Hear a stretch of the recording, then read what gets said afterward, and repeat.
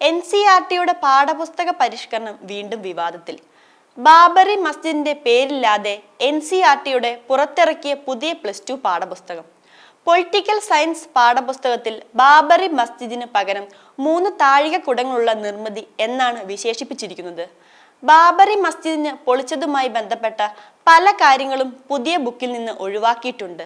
ഗുജറാത്തിലെ സോമനാഥിൽ നിന്ന് അയോധ്യയിലേക്കുള്ള BJPയുടെ രഥയാത്ര, കർസേവകരുടെ പങ്ക്, 1992 ഡിസംബർ 6 ബാബറി മസ്ജിദ് തകർത്തതിന്റെ പശ്ചാത്തലത്തിൽ ഉണ്ടായ വർഗീയ കലാപം, BJP ഭരിക്കുന്ന സംസ്ഥാനങ്ങളിൽ ഏർപ്പെടുത്തിയ രാഷ്ട്രപതി ഭരണം, അയോധ്യയിൽ നടന്ന സംഭവങ്ങളിൽ ഖേദം പ്രകടിപ്പിക്കുന്നു എന്ന BJPയുടെ പ്രതികരണം തുടങ്ങിയ കാര്യങ്ങളൊന്നും തന്നെ പുസ്തകത്തിലില്ല.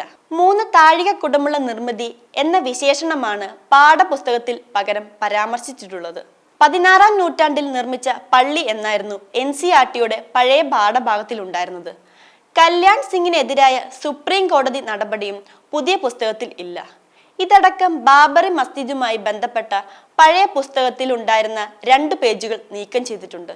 16-ാം നൂറ്റാണ്ടിൽ മുഗൾ ചക്രവർത്തിയായ ബാബറിന്റെ ജനറൽ മിർ ബാഗി പണികഴിപ്പിച്ച മസ്ജിദ് എന്നാണ് പഴയ പാഠപുസ്തകത്തിൽ ബാബറി മസ്ജിദിനെ കുറിച്ചുള്ള പരാമർശം. എന്നാൽ പുതിയ പുസ്തകത്തിൽ ശ്രീരാമന്റെ ജന്മസ്ഥലത്ത് 1528 നിർമ്മിച്ച 3 താഴികക്കുടമുള്ള നിർമ്മിതി എന്നാണ് പറയുന്നത്.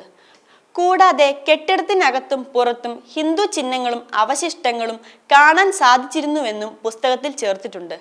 പള്ളി പൊളിച്ചതും വർഗീയ കലാപം ഉടലെടുത്തതുമെല്ലാം പുതിയ പുസ്തകത്തിൽ മാറ്റിയിട്ടുണ്ട്.